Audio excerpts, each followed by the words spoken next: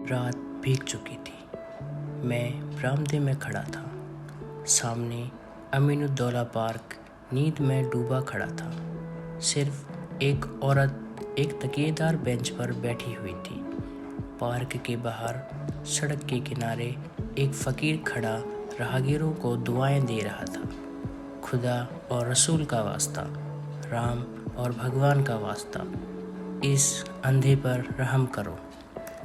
सड़क पर मोटरों और सवारियों का तांता बंद हो चुका था। इक्के दुक्के आदमी नज़र आ जाते थे। फ़कीर की आवाज़, जो पहले नक्कार खाने में तूती की आवाज़ थी, अब खुले मैदान में बुलंद पुकार हो रही थी। एकाएक वह औरत उठी और इधर उधर चौकन्नी आंखों से देखकर फ़कीर के हाथ में कुछ रख दिया और फिर बहुत धीमे से कुछ कहकर एक तरफ चली गई। फ़कीर के हाथ में कागज़ का टुकड़ा नज़र आया, जिसे वह बार बार मल रहा था। क्या उस औरत ने यह कागज़ दिया है? यह क्या रहस्य है? उसके जानने के कुतूहल से अधीर होकर मैं नीचे आया और फ़कीर के पास खड़ा हो गया। मेरी आहट पाते ही फ़कीर ने उस कागज़ के पुर्जे को 2 उंगलियों से दबाकर मुझे दिखाया और पूछा, बाबा देखो यह क्या चीज़ है? मैंने देखा 10 रुपये का नोट था।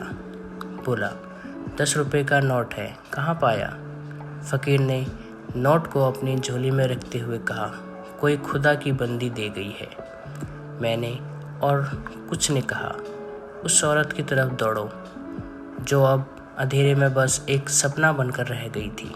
वह कई गलियों में होती हुई एक टूटे फूटे गिरे पड़े मकान के दरवाजे पर रुकी, ताला खोला और अंदर चली गई।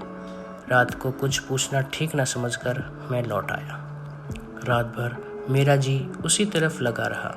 एकदम तड़के में फिर उस गली में जा पहुंचा। मालूम हुआ वह एक अनाथ विधवा है। मैंने दरवाजे पर जाकर पुकारा, देवी मैं तुम्हारे दर्शन करने आया हूँ। औरत बाहर निकल आई।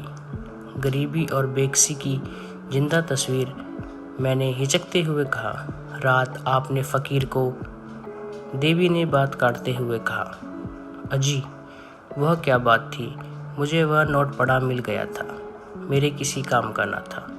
मैंने उस देवी के कदमों पर सिर झुका दिया।